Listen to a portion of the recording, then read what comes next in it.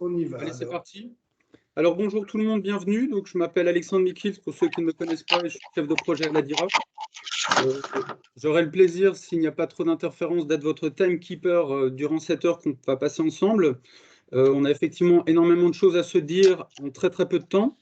Alors merci d'être déjà aussi nombreux, de vous intéresser à cette problématique. C'est une thématique qui est effectivement d'une brûlante actualité. Un petit détail technique d'entrée de jeu.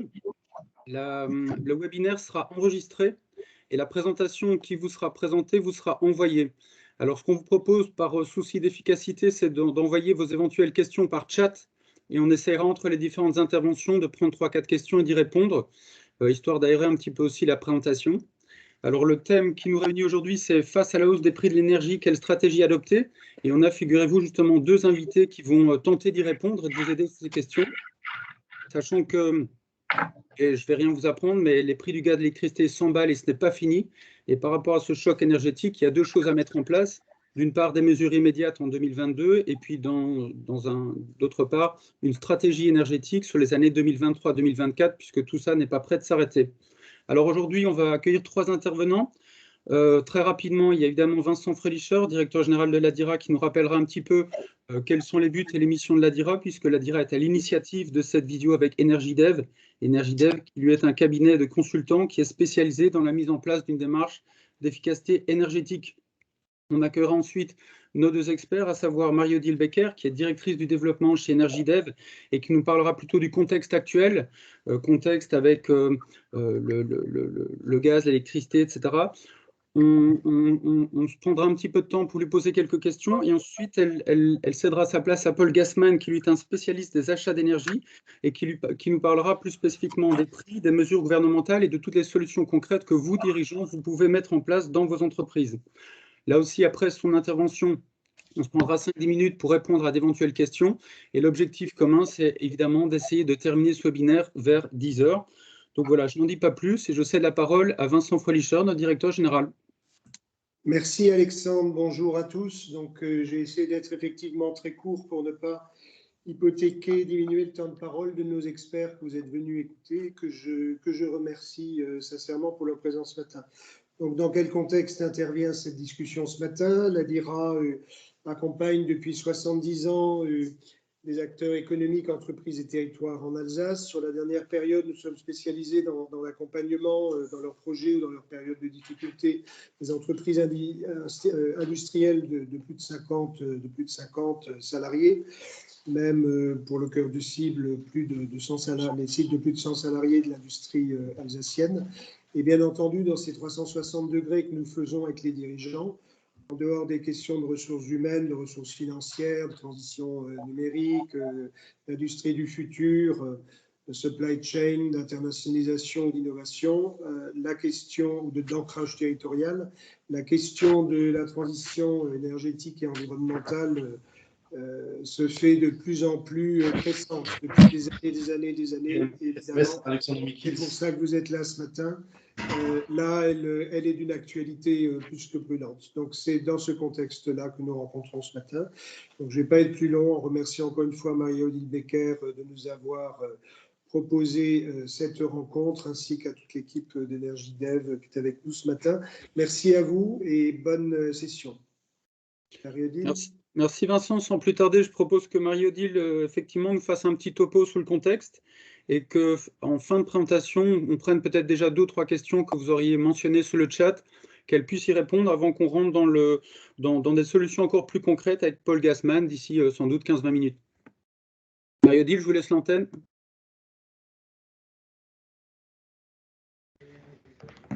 On ne vous entend pas, votre micro est désactivé.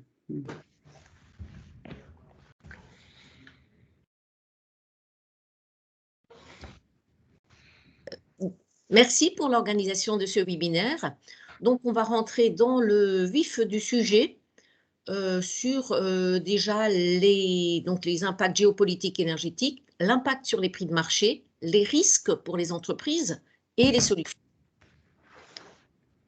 Alors, qui sommes-nous tout d'abord? Donc, EnergyDev, nous sommes une société d'experts pour la réduction des coûts énergétiques. C'est notre métier, on ne fait que parler énergie.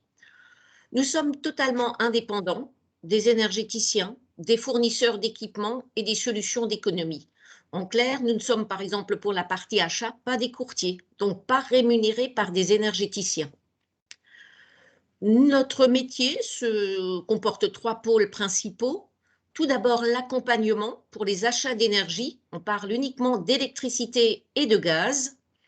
Il faut savoir que cette prestation inclut, en plus effectivement de la mise en place des contrats d'achat, appels d'offres et autres, inclut le suivi, la veille, c'est des domaines qui bougent beaucoup, et le contrôle de l'ensemble des contrats, des factures et autres. Le deuxième pôle de notre activité, c'est du conseil et de l'accompagnement pour identifier, pour prioriser et mettre en œuvre toutes les actions pour réduire les consommations d'énergie. On dit souvent l'énergie la moins chère, c'est celle qu'on ne consomme pas. Donc, on est dans ce pavé de faire de la sobriété et de l'efficacité énergétique. Le troisième volet de notre métier, c'est l'accompagnement dans la stratégie carbone et énergie. C'est par exemple les bilans carbone, les certificats ISO 50001 et autres. Voilà. Alors, nous avons été créés en 2010. Nous sommes 10 collaborateurs actuellement. Depuis 2010, nous avons accompagné 489 clients dans des domaines différents, bien sûr l'industrie, le tertiaire et également les collectivités. Notre expertise, donc les 3 domaines que je disais, l'un est purement financier, donc le premier, et après la technique d'efficacité énergétique et tout ce qui touche au bilan carbone.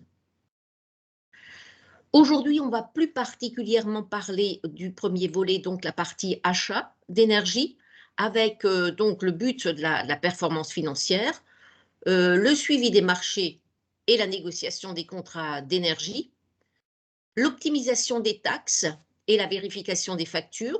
Sur votre facture d'énergie, il n'y a pas que l'énergie, il y a les taxes, un grand volet, et la distribution, mais les taxes représentent un volet important, et la mise en œuvre de solutions de flexibilité que l'on voit de plus en plus. Quelques références, donc effectivement, voilà, le monde industriel. On pourra revenir vers des références si vous en voulez par la suite. Voilà, donc quelques belles références alsaciennes. Alors, le sujet, donc, les impacts géopolitiques. Tout d'abord, un rappel, la forte présence de la Russie sur les marchés des matières premières. Il faut savoir que la Russie est le deuxième producteur mondial de gaz naturel, derrière les États-Unis, avec 18%, le deuxième producteur mondial de pétrole, 13%, et le 6e producteur de charbon. Bien sûr, ça se traduit directement par premier exportateur de gaz naturel, donc la Russie. On comprend donc très facilement la suite de notre intervention et effectivement toute l'actualité brûlante dans les médias.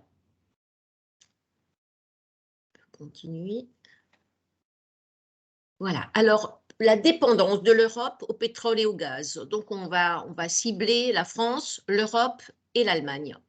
Alors, au niveau de la France, au niveau du pétrole, la Russie est fournie 9%. Donc, le premier, Kazakhstan, États-Unis, Arabie Saoudite. Mais la Russie étant pour la France à 9% et pour le gaz naturel à 17%. Donc, nous dépendons à hauteur de 17% pour le gaz de la Russie. Le deuxième pavé au niveau de l'Europe, l'Europe pour le pétrole dépend à 66% de la Russie et pour le gaz à 38%. Et l'Allemagne à 34% pour le pétrole, donc encore plus, et une forte dépendance pour le gaz puisqu'on est à 66% pour l'Allemagne, la dépendance de la Russie pour le gaz. Le pétrole, le prix du baril de Brent est passé au-dessus de la barre des $140. C'est des chiffres qu'on actualise presque à l'heure maintenant. Ce qui signifie un risque sur la croissance mondiale, une inflation et impact sur la stabilité sociale. Par exemple, en février, on est passé à 3,6% d'inflation en France. Et bien sûr, le troisième volet, une attention à l'effet boomerang de sanctions économiques. Il faut savoir que la France est le premier employeur étranger en Russie avec 150 000 salariés. Des exemples dont on a parlé récemment dans la presse, Total Energy avec Yamal en Sibérie et Engie avec Nord Stream 2. L'usage du gaz en Europe, il y a à peu près 40% de la consommation naturelle de gaz naturel en Europe qui est pour le secteur résidentiel et tertiaire. Et 55% est dédié à l'industrie et au secteur électrique. Il faut savoir que le gaz est également utilisé comme matière première dans l'industrie chimique, notamment pour la pétrochimie et le raffinage.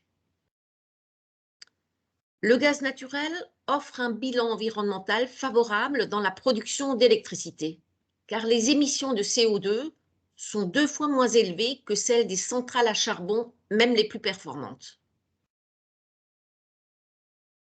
Alors là, vous avez un schéma, donc comme disait Alexandre, la documentation vous sera fournie, donc un schéma avec l'approvisionnement en gaz en Europe et on voit facilement l'impact stratégique du conflit actuel.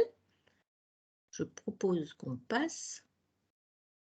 Le transport du gaz russe en Europe via l'Ukraine, donc on voit effectivement les flèches rouges sur le schéma en bas à droite qui viennent effectivement de l'Ukraine et donc l'impact de l'invasion et de la guerre en Ukraine sur les infrastructures de transport. Quelles sont les alternatives au gaz russe? Pour remplacer le gaz russe, la solution ce serait de se tourner vers des pays exportateurs de gaz naturel liquéfié, le GNL, notamment les États-Unis et le Qatar. Je disais avant, aujourd'hui la Russie fournit près de 40% du gaz importé par l'Union européenne et 75% de cet approvisionnement est acheminé par gazoduc. Outre la Russie, la Norvège et l'Algérie, donc, en plus de la Russie, la Norvège et l'Algérie, ils exportent également d'importants volumes par pipeline vers l'Europe. Mais à ce jour, ces pays n'ont pas vraiment de capacité de production supplémentaire. On pourrait imaginer que les importations de gaz naturel liquéfié augmentent. Elles ont déjà bondi de plus d'un quart en Europe en 2021, notamment aussi l'issue du gaz de schiste américain qui pourrait remplacer une partie du gaz russe, avec toutes les problématiques environnementales que vous connaissez sur le gaz de schiste. Quelles sont les orientations de la politique énergétique? Alors, tout d'abord, diversifier les approvisionnements en gaz. Donc, augmentation des flux GNL, des États-Unis, gaz de schiste. Il y a un désengagement d'Engie, du gaz russe, donc, qui a fait la une des médias aussi récemment. Et on pourrait renforcer les approvisionnements en gaz algérien via l'Espagne et l'Italie. Il y a également le renforcement des interconnexions en Europe et le développement du GNL via des terminaux méthaniers. L'Allemagne a lancé la construction de ce premier terminal méthanier. Il y a la reprise de la construction du gazoduc sous-marin entre la Norvège et la Pologne et le renforcement de l'interconnexion d'Espagne vers la France afin de pouvoir remonter vers le nord le GNL des terminaux méthaniers espagnols. C'est des projets d'infrastructure qui prendront un certain temps. Donc, pour réduire notre dépendance aux énergies fossiles, qui représentent aujourd'hui les 2/3 de la consommation d'énergie finale, et atteindre notre objectif de neutralité carbone à l'horizon 2050, nous devons, premièrement, réduire 40% de notre consommation d'énergie. C'est vraiment la politique énergétique de la France, la fameuse PPE, qui a été adoptée. Et nous devons électrifier notre économie, c'est-à-dire développer massivement les énergies renouvelables et consolider un socle nucléaire dans notre bouquet énergétique en lançant un programme de construction de nouveaux réacteurs. Mais là aussi, vous savez que ça prendra quelques années. Donc, il y aura une large concertation publique au deuxième semestre 2022 sur l'énergie pour préparer la future loi de programmation énergie-climat et la prochaine programmation pluriannuelle de l'énergie.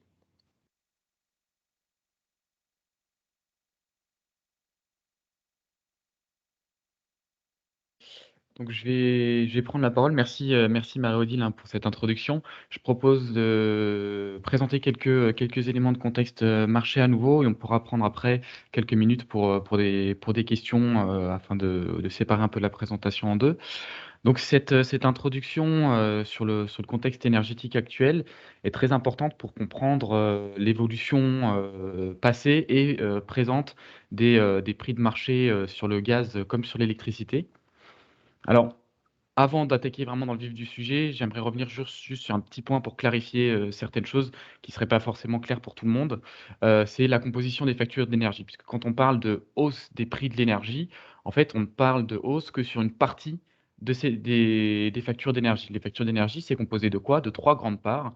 La partie taxe, entre 15 et 25%, qui peuvent être optimisées dans certains cas.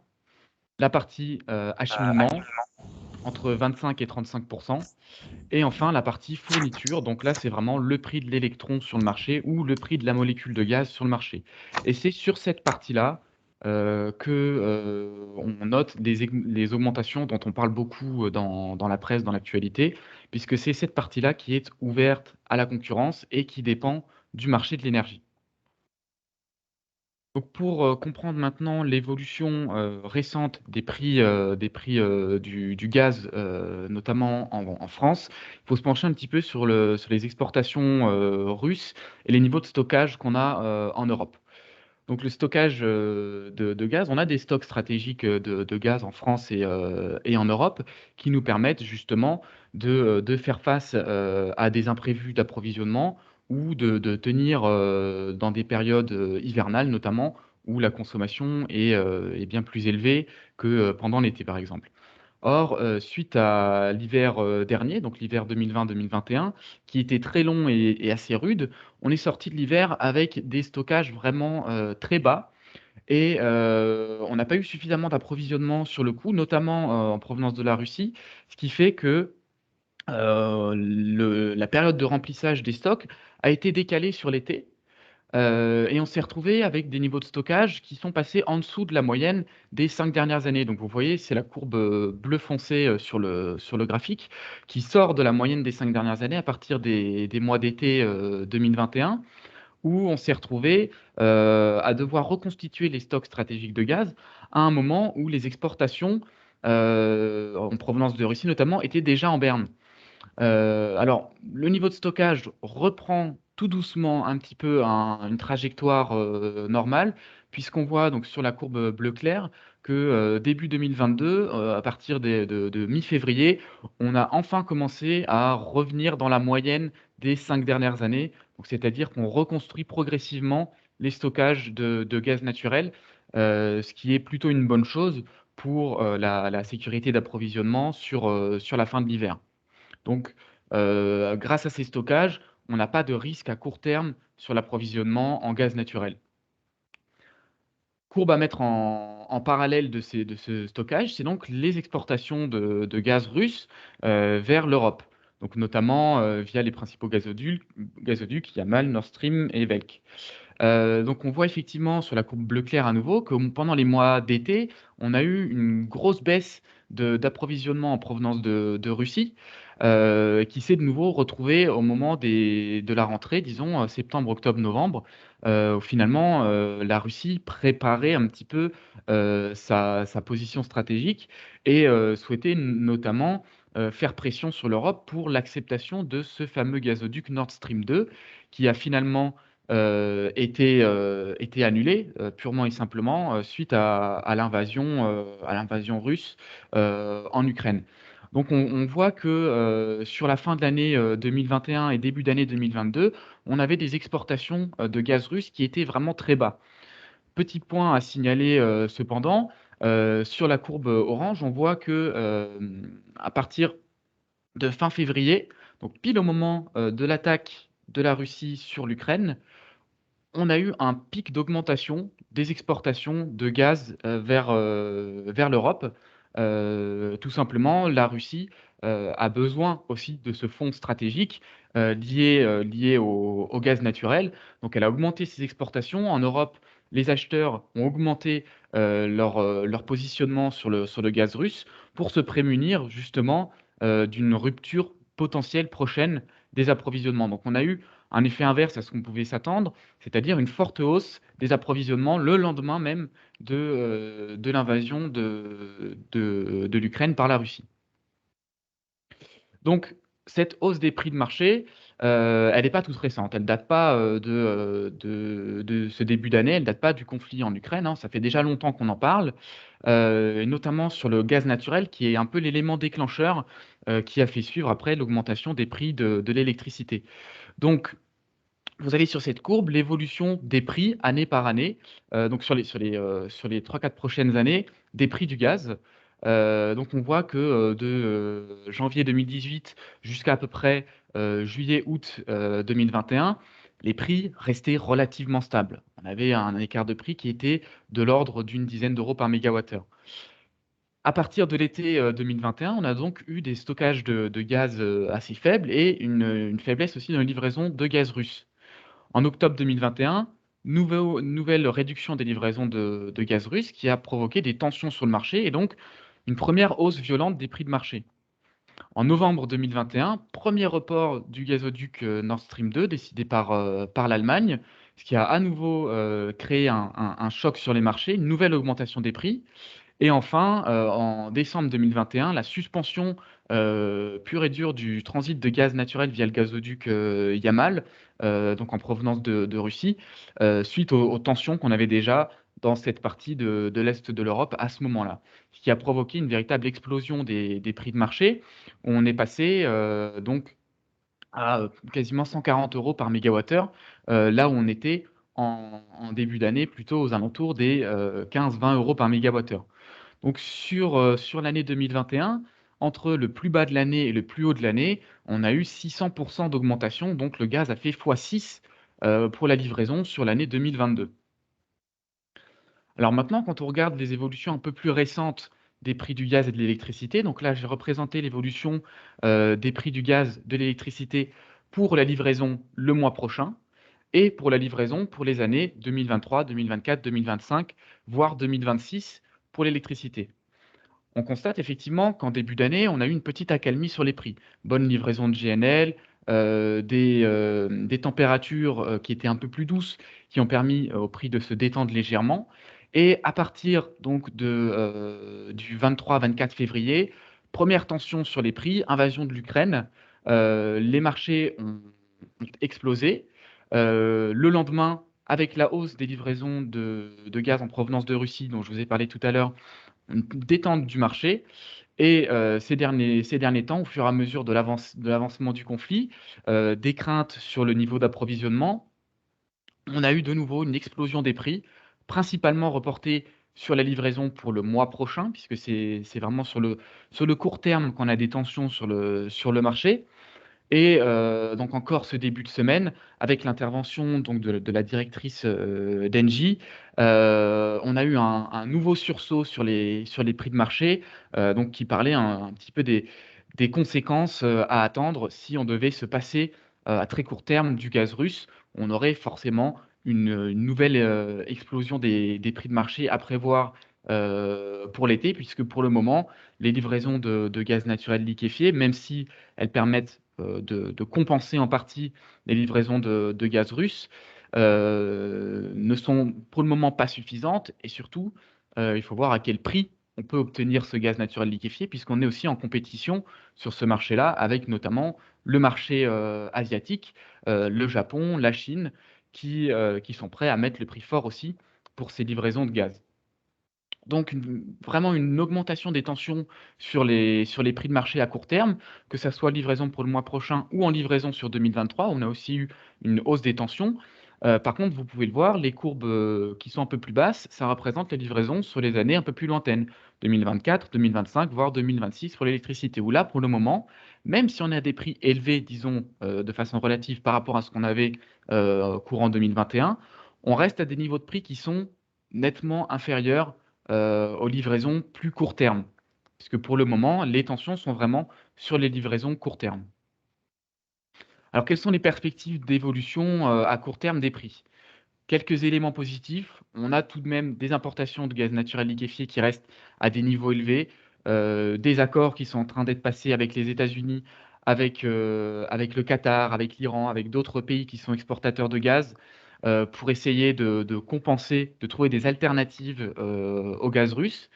Les températures qui s'adoucissent progressivement avec la sortie de l'hiver, des stockages de gaz européens qui restent bas, mais qui commencent à se reconstituer progressivement. Ça contrebalance un petit peu les effets négatifs sur le marché, même si par rapport aux tensions et aux craintes, ça ne suffit pas à compenser complètement.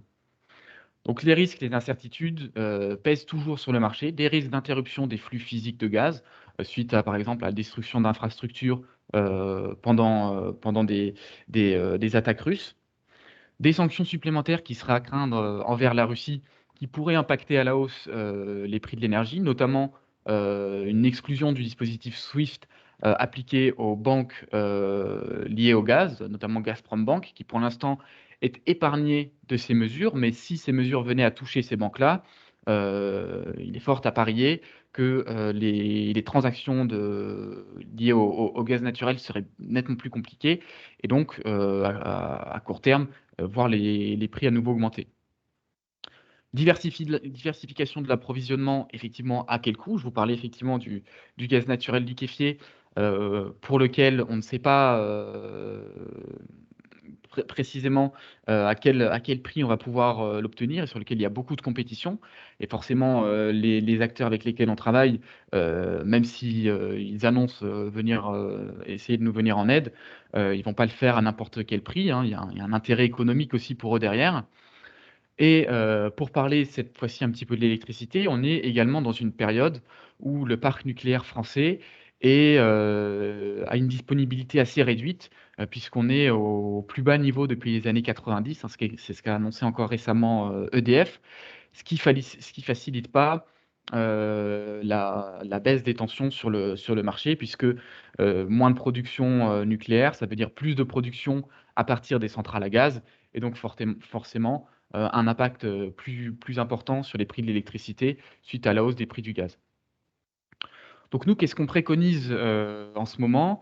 C'est d'essayer déjà d'aller chercher les échéances lointaines, 2024, 2025, voire 2026, puisqu'elles sont pour le moment relativement épargnées par la hausse des prix.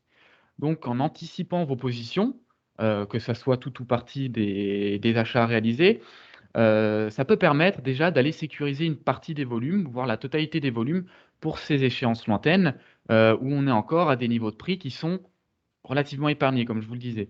Et plus on va se rapprocher de ces échéances, plus il y a de risque que les tensions qui sont à court terme maintenant sur la livraison, les prochains mois sur les livraisons en 2023, vont se reporter sur ces échéances-là à plus long terme. Donc on est vraiment dans une logique d'anticipation des positionnements, dans une logique de réflexion, de mise en place d'une stratégie d'achat pour permettre justement d'aller saisir des opportunités de marché. Donc quels sont les risques pour les entreprises suite au contexte actuel? Donc risque sur l'approvisionnement, comme je l'ai expliqué, sur le court terme, ce n'est pas menacé. Par contre, il va vraiment falloir réduire la dépendance au gaz russe sur le moyen et long terme. Réduire la dépendance au gaz russe, ça veut dire d'une part diversifier nos approvisionnements, mais également réduire peut-être aussi les consommations qui sont associées au gaz. On parle que ça s'applique aux particuliers, aux ménages. C'était notamment une des solutions qu'évoquait Madame MacGregor d'Engie, baisser la température moyenne de 1 degré dans le foyer permettrait d'économiser à peu près 12-13 TWh, soit environ un quart, un tiers de notre approvisionnement en provenance de Russie, mais aussi pour les entreprises, essayer d'aller soit vers de l'électrification des procédés ou alors effectivement un peu plus de rigueur énergétique. On a un risque sur les contrats d'énergie, puisque ces derniers temps, on a vu beaucoup de révisions de clauses contractuelles. Les fournisseurs qui se sentent un peu acculés par les prix de marché vont essayer de revoir des clauses qui semblaient acquises, en mettant notamment des engagements de consommation, des dépôts de garantie, en révisant certains prix contractuels. Petit rappel aussi, on a eu une révision du prix de fourniture en janvier 2022 suite à l'écrêtement du dispositif ARENH. Alors, je reviendrai un petit peu sur ce mécanisme par la suite. Un risque donc sur les fournisseurs, puisque les fournisseurs ne sont pas épargnés par la hausse des prix de marché, hein. On a encore récemment quelques fournisseurs qui ont dû déposer le bilan, qui se sont retrouvés en faillite financière, que ce soit suite à des impayés, puisque les consommateurs ne peuvent pas forcément assumer la hausse des prix qui est exposée, ou alors suite à des stratégies de positionnement un peu trop risquées mises en place par les fournisseurs. Donc il y a un risque de défaillance de certains fournisseurs, et à ce moment-là, alors vous n'êtes pas complètement coupé du réseau, vous continuez à être alimenté en électricité par un fournisseur de secours, mais bien évidemment à des prix de fourniture qui sont très souvent prohibitifs, très élevés. Et enfin, des risques sur les prix de fourniture. Donc là, ça serait pour le renouvellement, disons, des contrats qui seraient à venir. Donc une tendance haussière qui ne devrait pas s'inverser dans les prochains mois. Les fournisseurs, quand ils vous font des offres, intègrent une prime de risque dans leurs offres pour s'assurer justement, pour se couvrir contre la volatilité des prix actuels. Et enfin, il est difficile en ce moment d'obtenir des prix, des offres des fournisseurs, puisque la volatilité est telle que les fournisseurs n'osent pas sortir d'offres de prix, ou alors ne trouvent tout simplement pas de contrepartie en face pour aller acheter des volumes de gaz ou d'électricité sur le marché. Alors, quelques points de vigilance sur la vérification des factures, qui est un point assez important pour déjà éviter en 2022 d'avoir trop de mauvaises surprises, ou en tout cas de savoir précisément quel serait le budget prévisionnel sur l'année. Vis-à-vis du mécanisme ARENH, donc l'électricité d'origine nucléaire, j'expliquerai un peu plus en détail par la suite. Vérifier les factures de janvier et les factures d'avril, je vous expliquerai pourquoi. Vérifier la possibilité d'anticiper l'écrêtement pour les années à venir. Sur l'acheminement, bien que ça soit une partie qui est normalement fixe et indépendante des fournisseurs, assurez-vous d'avoir un acheminement qui est optimisé, avec une bonne puissance souscrite, pas trop de dépassement de puissance, bien choisir votre version d'acheminement. Aller regarder effectivement, anticiper des réductions de consommation.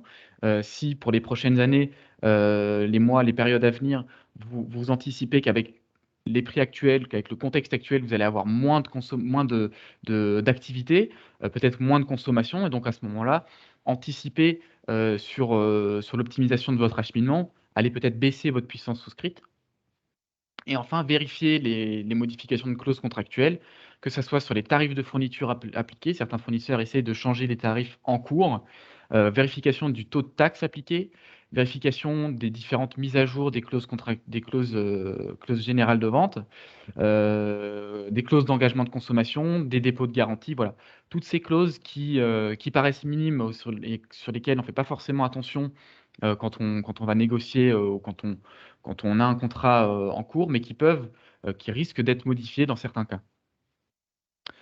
Dernier petit point, et après je fais une petite pause pour vous laisser la parole sur quelques questions. Un petit point sur les annonces gouvernementales qui ont été mises en place pour limiter un petit peu la hausse des prix de l'énergie pour l'ensemble des consommateurs. Alors, on parle beaucoup de bouclier tarifaire. Le bouclier tarifaire avec la fixation de la hausse à 4% pour l'électricité et le gel des tarifs de gaz, ça ne concerne que les particuliers. Mais l'État a quand même mis en place quelques mesures pour permettre d'atténuer un petit peu la facture des entreprises.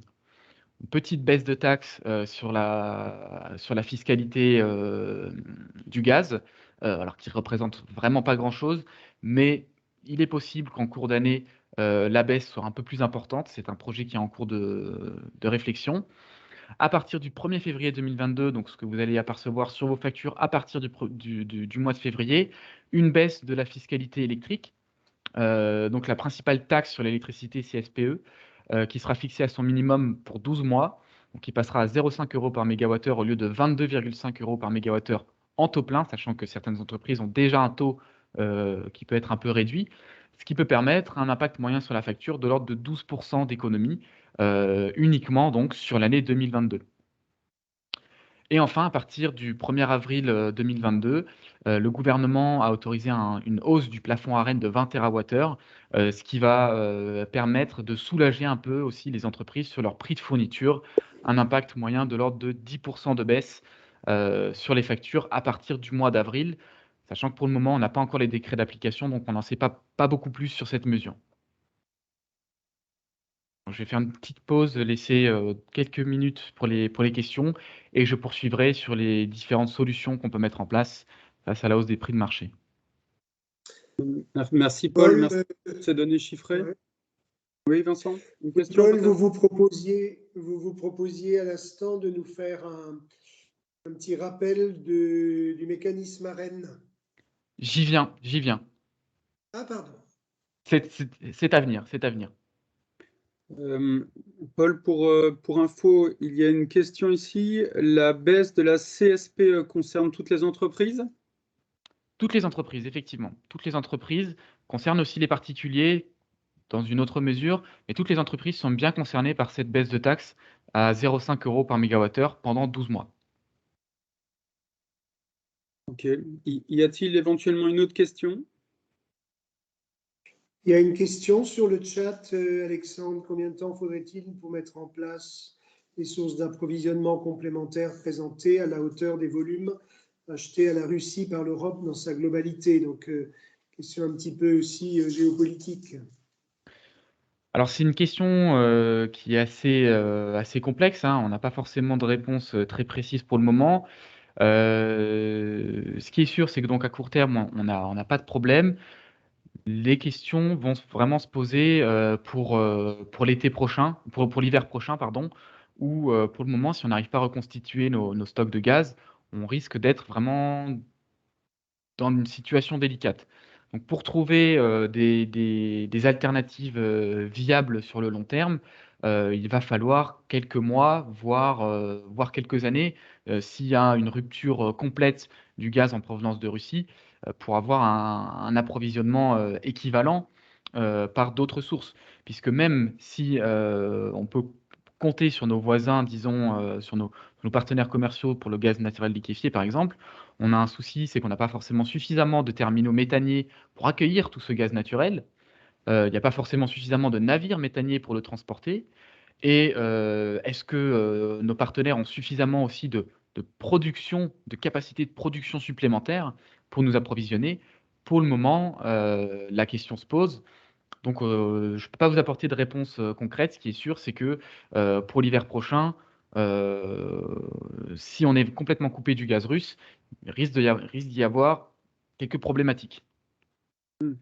Paul, on demande ici si la baisse de la CSPE concerne aussi les collectivités. Oui, tous les consommateurs, l'ensemble des consommateurs. Ok. Et ici, en moyenne, quelle fraction représente la CSPE de 2017 à 2021 dans la facture d'électricité? Alors, je vous disais que les taxes, c'est à peu près 25 à 35% de la facture. La CSPE, suivant le type de consommateur, si on la prend à taux plein, c'est à peu près les 3/4 du montant de la taxe. Donc, on va dire en moyenne à peu près 20% de la facture. Ok. Autre question, est-ce qu'il y a des contrats qui actualisent le prix à la baisse si jamais on fixe sur 3 ans les prix maintenant, que ce soit gaz ou électricité? Oui, il est possible effectivement d'avoir des prix lissés sur les 3 prochaines années qui permettent de bénéficier des tarifs un peu plus bas sur 2025, 2024, voire 2026, afin d'atténuer un petit peu le prix en 2023, voire de renégocier un contrat en cours avec des prix plus bas pour les prochaines échéances, effectivement. Autre question par rapport à la LNG. Avez-vous une vue sur la quantité de vaisseaux LNG qui viennent vers l'Europe en ce moment? Cette quantité représente combien de temps de consommation? Alors, j'ai pas les chiffres en main, là, je pourrais pas vous répondre.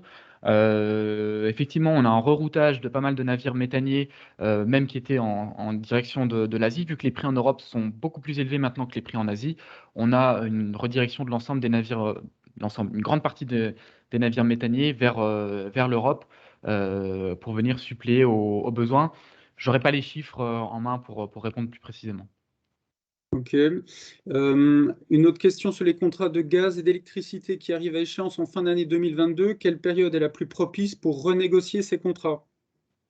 Alors là, ça va dépendre. Ça va dépendre de la situation très particulière de l'entreprise. Il n'y a pas de solution universelle.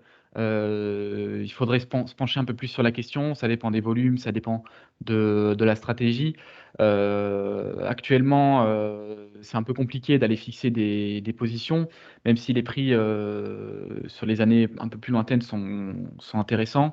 Ça peut être déjà le moment, en tout cas, de se pencher sur la question. Je n'ai pas de réponse précise à apporter. Il faudrait voir un peu plus en détail les éléments du dossier. Je vous propose qu'on continue. Je vois le temps qui file. J'ai encore pas mal Il d'éléments. reste éventuellement une dernière question. Paul, vu les tensions géopolitiques ici et là hors Ukraine, pourquoi un tel optimisme face à cette baisse du coût des énergies dont vous parlez à l'horizon 2024-2025? Je n'ai pas saisi la question. Vous voulez que je la relise peut-être? Juste la redire, oui. Vu les tensions géopolitiques ici et là, pourquoi un tel optimisme face à cette baisse du coût des énergies dont vous parlez à l'horizon de 2024 et 2025? Alors, c'est pas une baisse à l'horizon de ces années-là. C'est-à-dire qu'aujourd'hui, le prix du gaz et de l'électricité pour une livraison en 2024-2025, donc si vous allez fixer un contrat pour ces années-là, ce prix est plus bas que la livraison pour 2023 ou pour les mois prochains. Et effectivement, plus maintenant on va avancer dans le temps, plus on va se rapprocher de ces échéances-là, plus il y a de chances que ces prix sur 2024-2025 continuent à augmenter. Donc aujourd'hui, ces prix sont bas, mais ils risquent de suivre le mouvement haussier qu'on constate à court terme. Ok, merci Paul. Il y a d'autres questions, mais on les prendra peut-être en Peut-être. fin de deuxième partie. Voilà, tout à fait. Donc, qu'est-ce qu'on peut apporter comme solution maintenant vis-à-vis de la hausse des prix de marché? Donc, première étape, peut-être la plus importante, c'est la mise en place d'une stratégie d'achat d'énergie. Qu'est-ce qu'on parle, de quoi on parle quand on parle de stratégie d'achat d'énergie? Donc, il y a quelques étapes clés pour la mise en place d'une stratégie d'achat. On parlait de vérifier vos contrats, donc vérifier vos tarifs actuels, vos échéances, le périmètre, la fiscalité, quelques particularités. Définir un cahier des charges précis sur une durée, sur un type de prix, sur des clauses que vous souhaitez obtenir. Mettre en place une stratégie de gestion du risque, très important. Suivre les prix de marché. Mettre en place des seuils d'alerte, par exemple. J'y reviendrai. Mettre en place une consultation des fournisseurs, donc transmettre le cahier des charges à un panel de fournisseurs pour aller consulter différents fournisseurs. Analyser les offres en prenant en compte l'ensemble des paramètres de prix et comparer des offres dans des conditions identiques, très important. Vérifier les factures une fois les contrats mis en place. Vérifier la cohérence des différents coûts. Vérifier les recalculs qui peuvent lier au mécanisme AREN. Prendre en compte donc les mesures gouvernementales et éventuellement recommencer la boucle pour se relancer dans une nouvelle renégociation des contrats. Alors, qu'est-ce qu'une stratégie de gestion du risque? Donc, c'est pour un ensemble de règles et de contraintes qui permet d'éviter des dérives de coûts trop importantes, de gagner du temps sur la stratégie d'achat et de maîtriser vraiment le budget énergétique. Ça commence par quoi? Ça commence par définir précisément la chaîne de décision, qui prend la décision, à quel moment, dans quelles circonstances.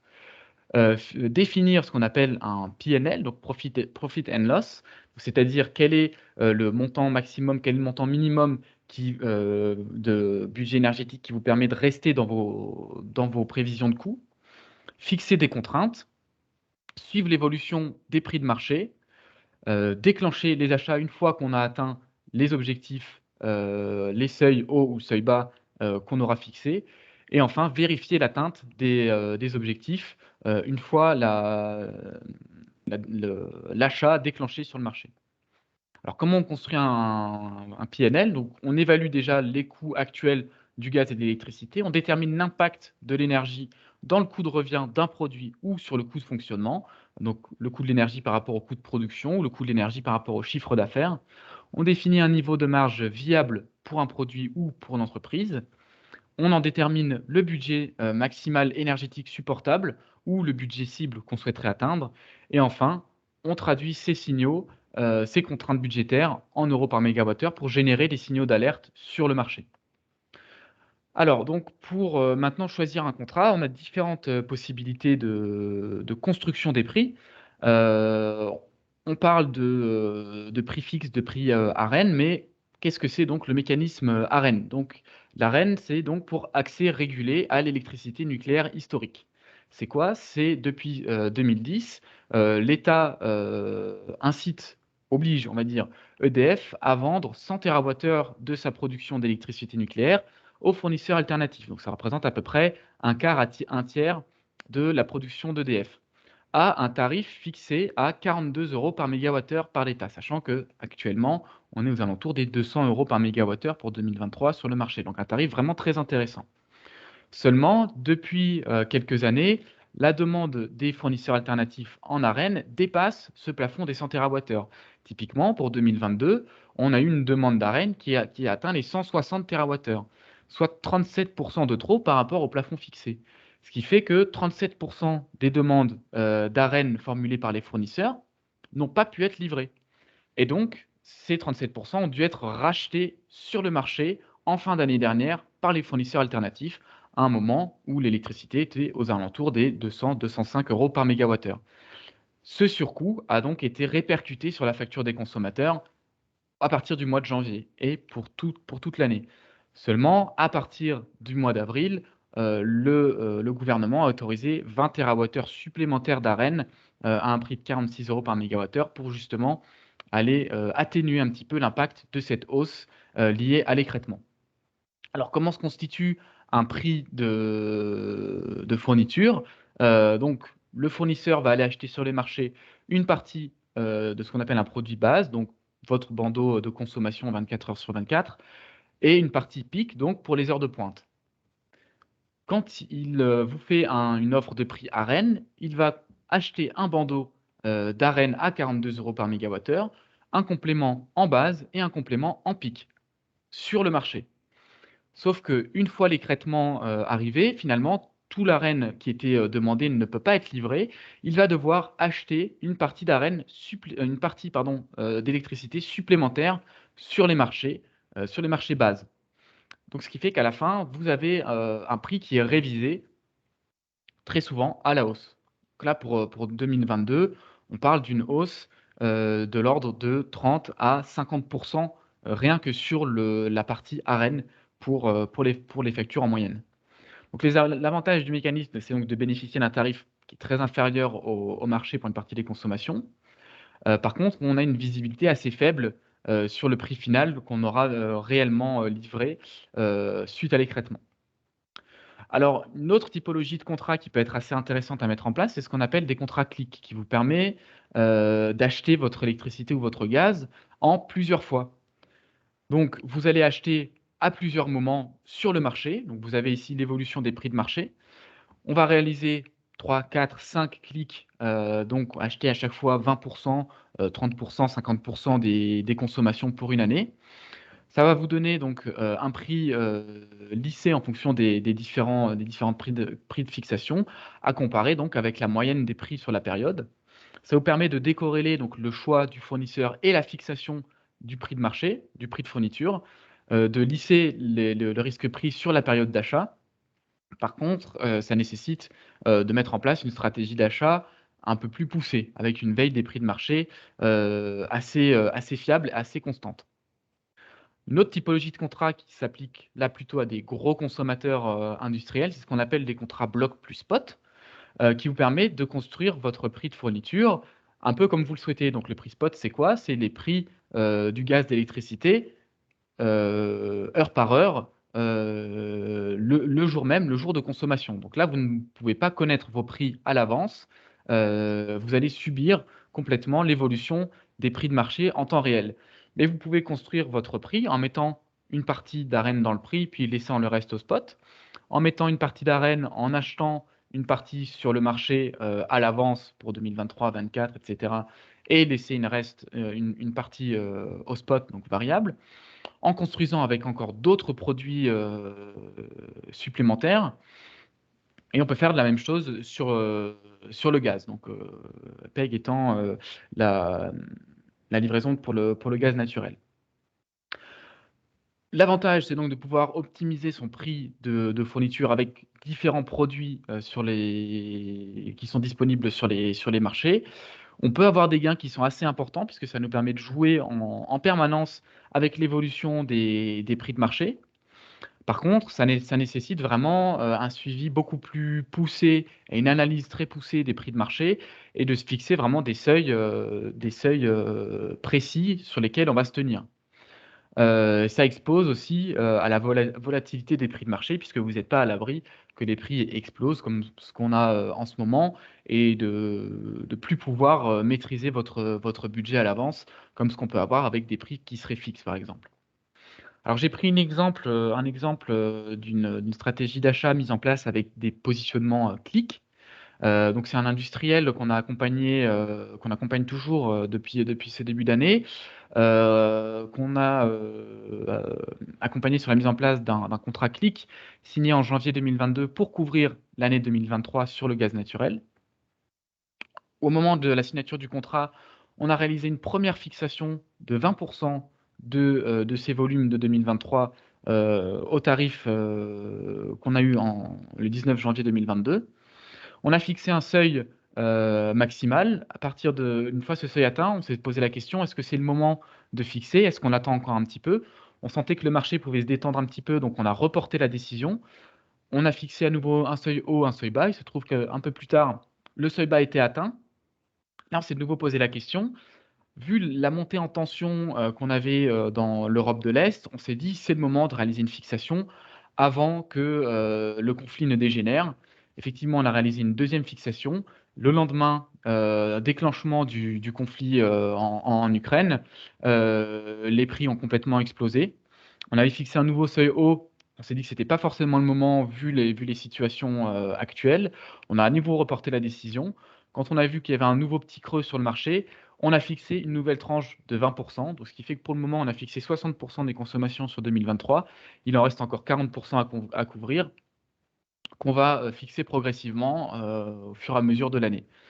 Donc, pour estimer un petit peu le gain qui a pu être fait pour le moment, on a pris la moyenne des 3 clics réalisés, qui représentent donc 51 euros par mégawattheure, sachant que la moyenne des prix sur la période janvier-février était de l'ordre de 55 euros par mégawattheure, ce qui fait un gain provisoire sur la partie fourniture de l'ordre de 60 000 euros.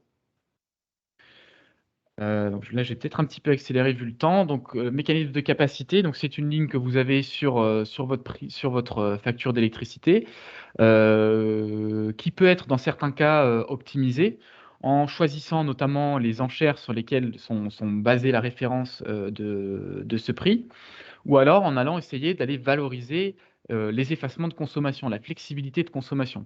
Donc, qu'est-ce que c'est? Ça va être réduire vos consommations pendant les jours de pointe, ce qu'on appelle les jours PP1, qui ont été activés d'ailleurs hier et aujourd'hui, notamment. Donc, c'est à peu près une quinzaine de jours dans l'année. Et donc, vous êtes rémunéré en échange de votre disponibilité sur le réseau. Vous êtes rémunéré par RTE qui donc vous rémunère parce que vous avez moins consommé que ce qui était prévu initialement, ce qui permet de détendre un petit peu le réseau électrique. Donc une deuxième partie des solutions, ça va concerner cette fois-ci la diversification de l'approvisionnement. C'est-à-dire aller chercher maintenant des sources d'approvisionnement, notamment via des énergies renouvelables. Donc une structure un peu particulière qu'on appelle PPA, Power Purchase Agreement. C'est ce qui vous permet d'aller acheter notamment de l'électricité directement à un producteur en passant par un fournisseur qui aura le rôle de responsable d'équilibre, donc de s'assurer que vous consommez bien ce qui a été produit par le producteur. C'est donc un contrat direct en fait entre consommateur et producteur, ce qui vous permet de construire votre prix à nouveau en mettant une base d'électricité d'origine renouvelable qui là serait à prix fixe sur une période dédiée, et après donc d'acheter le reste sur le marché, que ce soit avec de l'arène, avec d'autres produits. Donc ça vous permet de diversifier l'approvisionnement avec un investissement minimal, puisque là, ce n'est pas vous qui allez mettre en place une source de production sur votre site. Ça réduit votre exposition à la volatilité des prix de marché, ça permet de sécuriser une partie du prix sur la durée du contrat, qui sont en général de 5 à 20 ans. Par contre, c'est des contrats qui sont effectivement parfois un peu compliqués à mettre en place et ça nécessite une bonne visibilité sur l'activité de l'entreprise pour les prochaines années. Maintenant, si on parle d'intégration d'énergie renouvelable sur site, donc là, il y a plusieurs solutions, que ce soit pour le gaz. On parle notamment de récupération de chaleur fatale, de chaufferie biomasse ou bien de solaire thermique. On a essayé de comparer ces différents éléments avec le coût de production de la chaleur à partir d'une chaufferie gaz.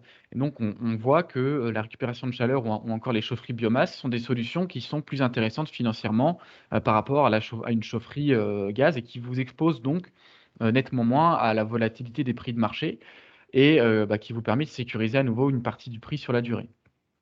Et enfin, l'intégration du photovoltaïque, notamment en autoconsommation, que ce soit au sol, sur bâtiment ou en ombrière, à comparer toujours avec le prix moyen de l'électricité payée par les entreprises.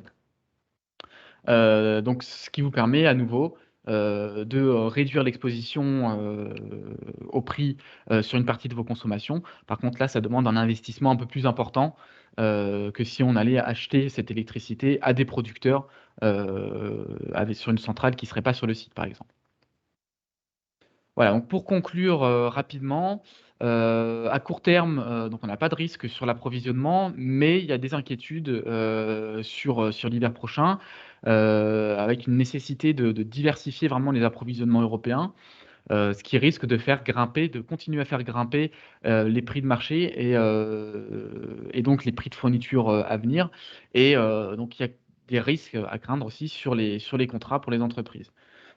Donc pour limiter l'exposition à la hausse des prix de l'énergie, il est très important de mettre en place une réelle stratégie d'achat d'énergie, d'anticipation, incluant une gestion des risques, d'identifier et d'implémenter les différentes solutions et opportunités qui permettent de réduire les dépenses énergétiques avec des analyses de marché, valoriser la flexibilité électrique, valoriser l'efficacité énergétique. On n'en a pas trop parlé, mais c'est très important aussi, comme le disait Marie-Odile en début de présentation, l'énergie la moins chère, c'est celle qu'on ne consomme pas.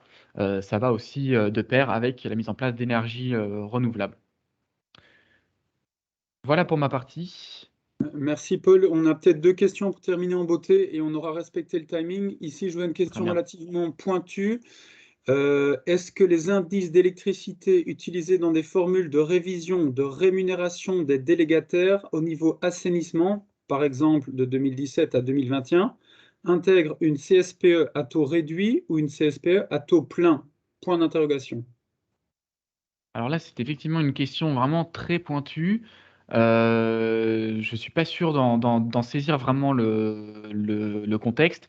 Je dirais que ça dépend de la typologie de l'entreprise. Si vous avez de base une CSPE à taux réduit ou une CSPE à taux plein, là vraiment c'est trop précis, trop pointu pour apporter une réponse sans avoir plus d'éléments. Pas de problème. Une dernière question et puis je laisserai le mot de la fin à notre directeur général. À une époque où on parlait beaucoup de solutions de cogénération, est-ce que cette option n'apparaît plus comme une option? Avez-vous une explication?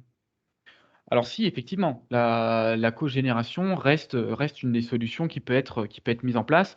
On n'a pas forcément évoqué toutes les solutions, hein, par manque de temps. Il nous faudrait une demi-journée sinon pour revenir sur l'ensemble des solutions existantes. La cogénération, ça existe aussi au même titre que ce qu'on appelle la récupération de chaleur fatale. C'est des solutions qui peuvent être intéressantes, qui méritent d'être étudiées de façon un peu plus précise pour l'intégrer dans une stratégie d'efficacité énergétique ou une stratégie d'achat d'énergie, tout à fait. Parfait. Bah, écoutez, je vais laisser le mot de la fin à Vincent Frolichard, notre directeur général. Je voulais pour ma part remercier évidemment tous les orateurs, remercier pour vos nombreuses questions. Et pour rappel, comme on l'a dit en début de présentation, cette présentation de Paul vous sera envoyée à tous les participants. Donc voilà, vous aurez les coordonnées, les explications. Et sans plus tarder, je laisse Vincent conclure sur ce webinaire. Ce sera rapide puisque vous voyez sur le chat fur et à mesure s'inscrire ce que j'allais dire. Donc un grand merci à Paul, un grand merci à Marie-Odile d'Énergie Dev. Merci à vous tous d'avoir pris le temps de se retrouver ce matin. Je pense qu'il y aura d'autres occasions, j'en suis même certain. Et je vous souhaite bonne chance pour vous retrouver effectivement dans toutes ces arcanes compliquées, mais ô combien importantes et qui le seront de plus en plus.